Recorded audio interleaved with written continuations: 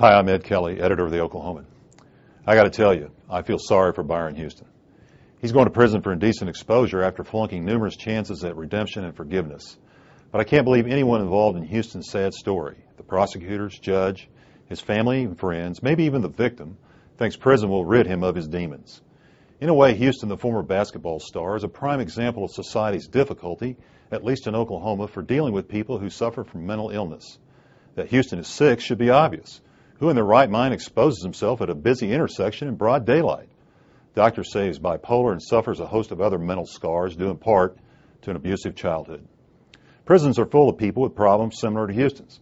Obviously, that doesn't mean they should be freed. Houston was on probation for other prior convictions, all of them similar to the incident in Oklahoma City earlier this year. You really can't blame the judge in this case, Ray Elliott. Elliott had sentenced Houston to probation a few years ago to let him go through rehab.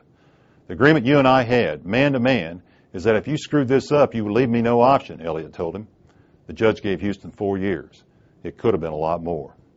What a fall for a man whose basketball prowess was legendary. He burst onto the local sports scene in the mid-1980s when he played at Star Spencer High School for the legendary coach Johnny Johnson.